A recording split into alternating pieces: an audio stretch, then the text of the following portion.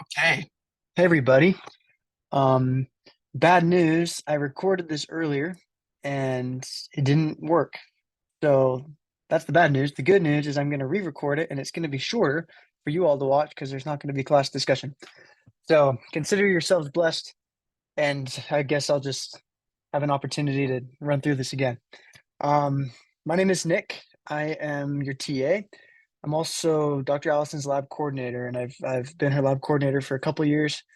And then I've done research with her for about 3 years. And Dr. Allison has asked me to record this video and basically explain uh, the experience that I've had in research at SVU.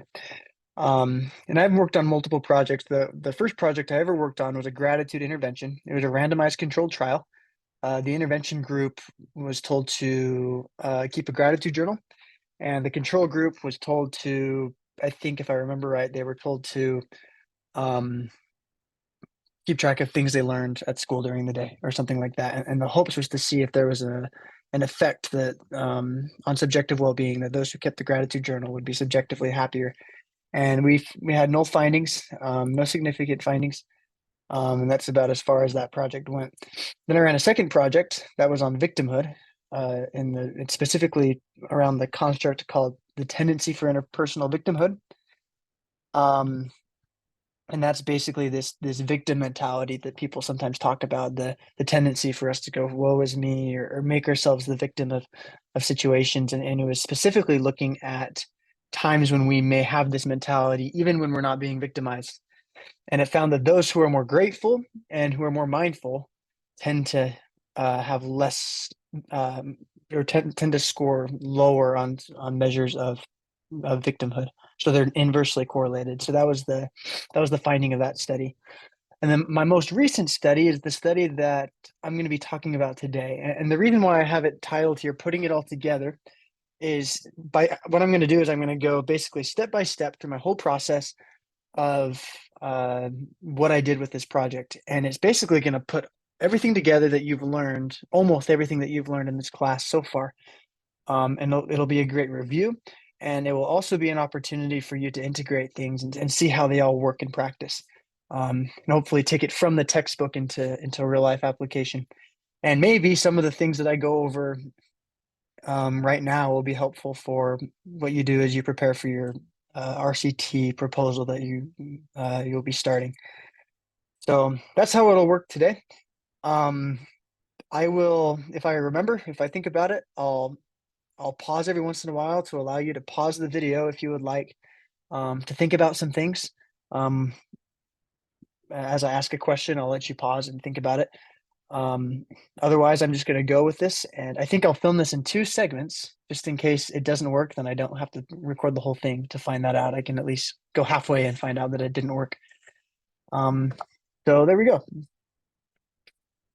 So whenever someone asks me how to structure the introduction or how to start um, the research process, and this is very applicable to you guys as you prepare for your RCT proposal, I always describe it as a funnel, where you start with a very broad research area that you know that you're interested in. And as you read and as you continue to learn more, you start to narrow down on a more general topic, and then a more specific research question, and then eventually to a very specific hypothesis. And that specific hypothesis is what is going to drive um, basically all the content of your research paper. So for me, I knew that my broad research area that I was interested in was positive psychology and cognitions and emotion regulation. One second.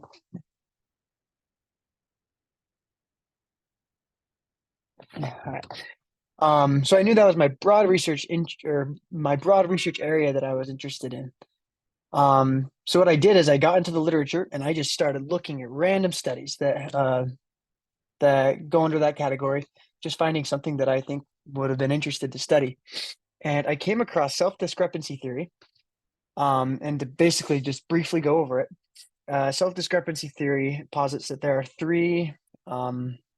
basically three selves. We have the actual self, who describes who we actually are in this current moment.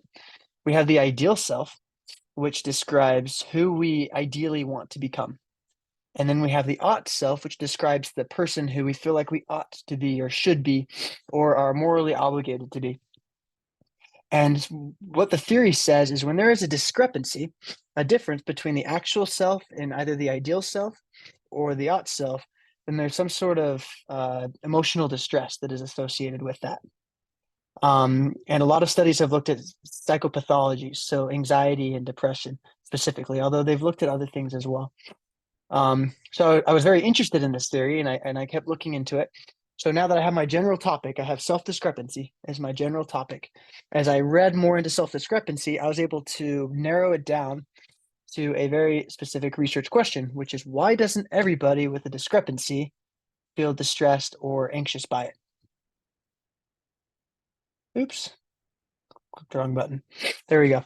Because I think the numbers were, if I remember right, that about a quarter of the people who reported that they had some sort of self-discrepancy, about a quarter of them reported anxiety or depressive symptoms. So why is that? Why isn't that only a fraction of the population feels distressed by the presence of their self-discrepancy, or at least deeply distressed by it, and the majority of the population is okay with it?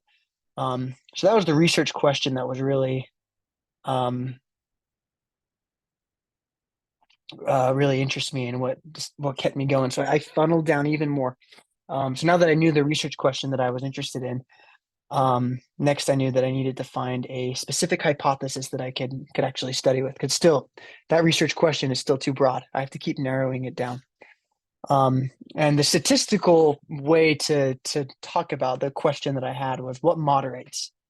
And to describe that, and I'm not going to go too much into detail, but it's important for me to do this so you can understand the rest of this video. Moderation, or a moderator variable, is a variable that influences the relationship between two other variables. So work experience and salary are, we know that they're related to each other. We know that the more experience you have, the higher salary you have. But gender is a variable that changes that or moderates that relationship in a way so that if you're a certain gender, that changes how much experience impacts your salary, right? Males probably can work or have less experience and make the same amount of salary as a woman who may have more work experience, right? So that is an example of a moderator variable, gender, which moderates or influences or changes the relationship between two other variables, which is work experience and salary. Okay, so here's another example. Hours spent exercising should be inversely related to resting heart rate. The more time you spend exercising, the lower your resting heart rate should be. Age moderates that, right? Age also has an influence on resting heart rate, and it moderates or influences or changes the relationship between hours spent exercising and resting heart rate. So my main question was, what moderates? If there's a relationship between self-discrepancy and psychopathology, and by psychopathology I mean just like mental illness. If there's a relationship, what influences that? What may moderate that? What may make it so that some people feel more distressed than others? So I was looking at that moderator variable, and that was my specific hypothesis. So now that I narrowed it down like that, I was able to do a more thorough literature search. I did this in PubMed. There are many other databases to use. PubMed is what is taught in this class, and it's mainly biomedical research. And it's a great source.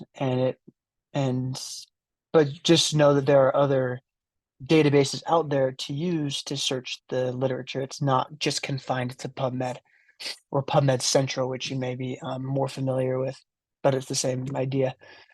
What I use is I use Boolean operators, which are words like and or, and not, parentheses, quotation marks, things like that to create search terms. And I don't know how much you've gone over search terms in this class. They're very helpful when it comes to doing literature searches or even like Google searches. I can't just type the question in the search bar. What moderates the relationship between da da da da? Because what's going to happen is it's going to search for every single article that has the word what in it, or the, or every single word that I type in there. So when you use search terms, you're being more concise, and you're basically putting it into a language that the search engine can understand. Um, And if you're interested in that or need help with that, you're welcome to reach out to me, or you can also Google it. Um, but it's just a way of narrowing the search. So what I did is I have 7 different search terms that I used that I felt like would exhaust the literature to help me find everything there has been, every study that's been done on moderation regarding self-discrepancy and this relationship. So I put these into PubMed, and each yielded a certain number of articles. So the first one was 40 articles, the second was 11 articles. And basically, I just went down the line and had a whole collection of articles. And the next step was to read through them. And because I still don't have a specific hypothesis yet, right? So I had to get into the literature and find where the gap was. I had to see what had been studied previously. Um, I had to see maybe what populations were missing or the limitations of those studies and be able to find a gap, something that doesn't make sense yet or something that hadn't been researched yet. That was my goal. Where is the gap in the literature? Or, yeah, gap in the literature, in the research. I should mention, and maybe I should have mentioned this at the beginning, is that this whole thing was a group project. I'm using the word I a lot, but I had I've had members come and go, but I've always had around maybe 5 or 6 members um, of my research team to help me with this. So research is way too heavy to do on your own, and maybe it was hard for you to do the group project earlier in the semester. Group projects have their stigma in school and stuff, but you can't do research on your own. I mean, it's just too heavy. There's too much to do. Um, so it's a definitely a group project. So what we did in this case is we divided these articles up between the 5 of us or how many there were at the time. And, so this person read 5 and summarized them, and another person read 5 and summarized them. And that way we didn't all have to read them. But collectively we read through all the articles. And then what we did is we consolidated our information, we kept notes. You'll notice here on the top part of this paper, it says mediator. You can just disregard that. It's similar to moderation, and we were looking at it at the time, but we decided against it. So we're really looking at moderation.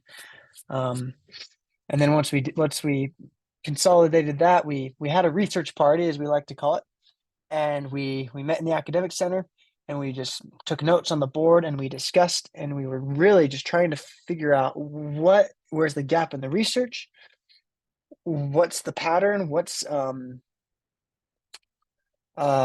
moderating. That's really the question that was driving our whole research review, or literature review is what it's typically called. So from that, we pulled out 26 hypotheses, and actually we did 52. 52 hypotheses, but we ended up throwing out half, and you'll see why later on.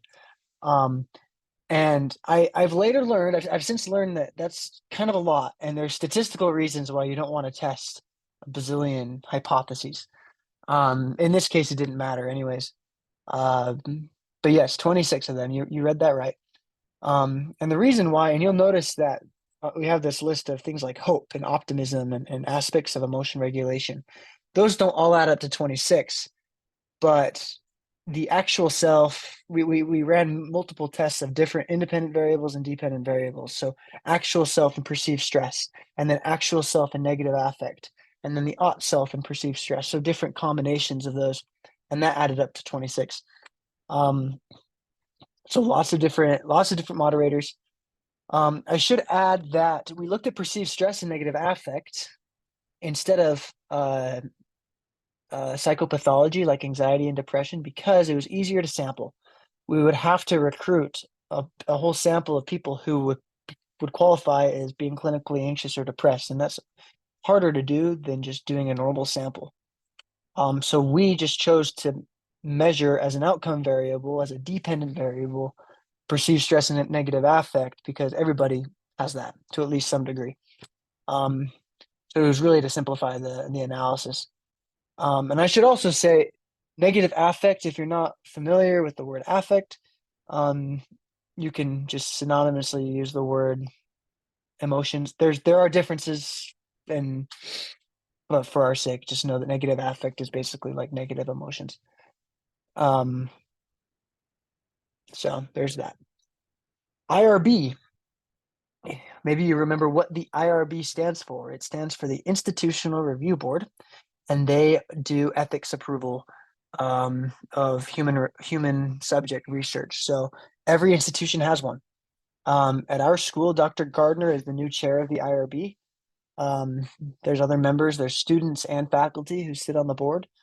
Typically for IRBs, there's a member of the community who is supposed to sit on the board. I'm not sure. Last time I checked, I don't think we have one here. But regardless, every institution, including SVU, has an IRB, and we submitted our recruitment information. We had to fill out a checklist. We had to give them a bunch of information about our study. We gave them the informed consent form we were going to use, our recruitment plan, basically just had to give them everything that we had planned to do with the study. And we got their approval a few days later, which meant we were able to proceed. You'll remember that there are 3 ways to measure humans. We have self-report, we have physiological measurements, and we can use observation. The measures we all used were self-report. So these are all the different ways we operationalize the variables. Remember, operationalize means to measure. So we operationalize the construct of hope by using the adult hope scale, or we operationalize the construct of optimism by giving the revised life orientation test. These were all measures created by other researchers. We didn't have to create them. And as one example, I have here the Integrated Self-Discrepancy Index, and it was created by Dr. Hardin and Dr. Lakin. And what the scale does is it basically asks the participants to generate 5 words to describe their ideal self and 5 words to describe their ought self, and then they were supposed to self score themselves on how much their actual self relates to their ideal self and their ought self. And if they have a higher number on the scale, that means there's a wider gap, a wider discrepancy between their actual self and their ideal self or their ought self. And that's called, and just in case I use this term, if I say actual if I say ideal self discrepancy, that refers to the discrepancy between the actual self and the ideal self. And if I say ought self discrepancy, I'm referring to the discrepancy between the actual and the ought. So it's actual and ideal, and actual and ought. So this scale produces 2 scores, the ideal self-discrepancy score and the ought self-discrepancy score. And the reason why I wanted to bring this up is you talked about reliability and validity in this class. Reliability is maybe another word you can use is consistency. How consistent is this measure? Is it consistent across time? Meaning if you give it at one time, is it going to yield the same results as if you give it a day later or a week later or a year later? Is it consistent across questions? Or are there questions that are just like completely different from each other? So reliability is measuring how consistent of a measurement it is. An analogy I like to use, and I don't know how good it is, but I think of a ruler. A ruler, if it's consistent, will measure the same every time. Now, this is impossible, but imagine if like one time you use a ruler, it's 12 inches. Another time you use the ruler, it's 13 inches, but you still just call it a foot every time you use it. Now that's impossible. The ruler's not going to change size, but if it had, it would be unreliable. But it is reliable because it stays 12 inches every time. So that's reliability. As a review, validity is, does the scale measure what it is supposed to measure? If a scale is supposed to measure depression, does it actually measure depression? Or is it measuring some other construct that we don't know about?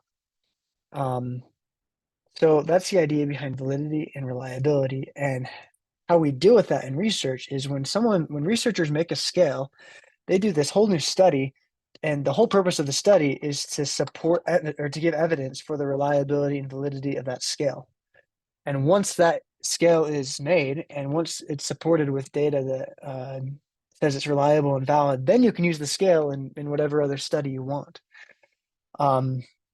This is a branch of research called psychometrics. Dr. Allison has taught this class in the past. I don't know if she will in the future. It was a great class. where we talk about psychological measurement and reliability and validity and how we go about measuring those things. Um, so here in red, I have how they measured reliability. They did something called internal consistency. Um, and there's many different ways of testing reliability, and it's outside of the scope of this class to go too deep into those, but just know that there's many different ways. And then we have construct validity, which is, does the measure does it predict what it's theoretically supposed to predict? So self-discrepancy theory theoretically is supposed to predict that those with ideal self-discrepancy would have dejected related emotions, depressive emotions. And those with an ought self-discrepancy are supposed to have agitated, anxious related emotions. That's the theory. So construct validity says, does this measure support the theory? And Dr. Hardin and Dr. Lakin in the study found evidence that it does. Convergent validity is, does the scale correlate with measures that it is expected to correlate with? You know, ideal self-discrepancy is, it's expected that it'll correlate with scales of depression, like the Beck Depression Inventory, or social anxiety is supposed to correlate with scale, or yeah, an ideal self-discrepancy are supposed to correlate with measures of social anxiety, whatever they used. So they found evidence for that.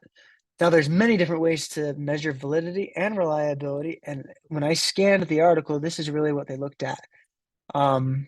So yes, there are other ways to do it that they didn't touch. But really what I want you to get out of this is the fact that researchers will make these scales, they test them, make sure the measure is good, and then we can just use them. So I don't have to test for reliability and validity. I just have to cite the fact that those tests have been done, and then I can just move forward, which is super nice. Okay, so I have my measures, and now it is time to create the survey. We use a software called Qualtrics, which is basically Google Forms on steroids. Another common one that I've seen used is SurveyMonkey. But Qualtrics seems to be a pretty standard one that a lot of researchers use. And it costs money, but I think we get a free account with the school or something. I mean, I didn't pay for it, at least. And yeah, we just inputted all our measures in there and created our survey on Qualtrics. And once we did that, we had the QR code and the link, and we put it on our flyer, and we were ready to recruit.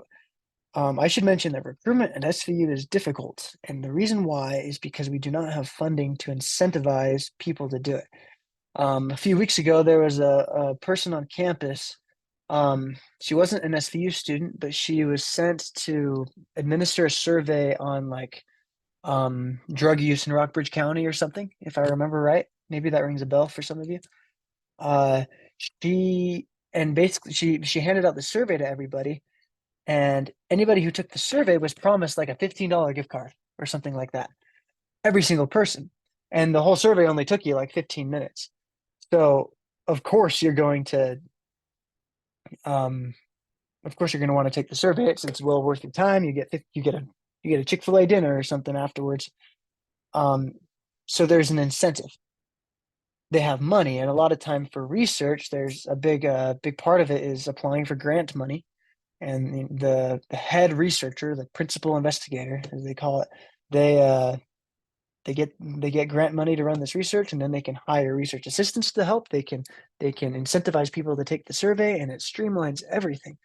For us, we don't have money, and we're not a research school, so that's not too out of the ordinary, I guess. Um, but it makes it difficult to incentivize people to want to do research, and you'll see later on in this video that has repercussions, specifically statistically, and it makes it harder to do research, or harder to get true findings. But anyway, so what I'm going to do is I'm going to describe the recruitment process that we did for this study, and I want you to pause the video and think to yourself what kind of sampling method we used to do this. So we emailed professors and had them share it with their students. We posted flyers around campus. We posted flyers on doors, like dorm doors, and we put it on the Night app. And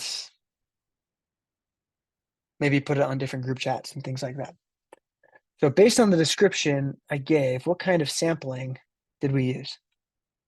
You go ahead and pause the video and until you're ready to answer. And the answer would be a convenience sample. We use convenience sampling, and something I shared in class today that might be good to mention is most research is done on what researchers call a weird population. It's an acronym, WEIRD. So W stands for westernized, E stands for educated, I stands for industrialized, R stands for rich, and D stands for democratic countries. So most of our research in the social sciences is done on a weird population, on Western countries, on rich countries, on democratic countries. In addition to that, we also sample heavily college students because they're convenient, right? So we know a whole lot of information about this population. So new efforts are being made in recent years to expand outside of the weird samples and go on to Eastern countries, look at more poor countries. And it's really an external validity issue. Can we externally or can we generalize information that we're learning about a Western country to a collectivistic country in Asia that may do things completely different? Human behavior may in some ways differ there than it does here. And there's research to support that we're different, or at least our behavior is different. So, but anyway, so for this study, this particular study, yes, it was a weird study. We sampled a weird population, SVU, and it was a convenient sample. I think I am going to stop the video here just to make sure it recorded, and I will pick you up on part 2.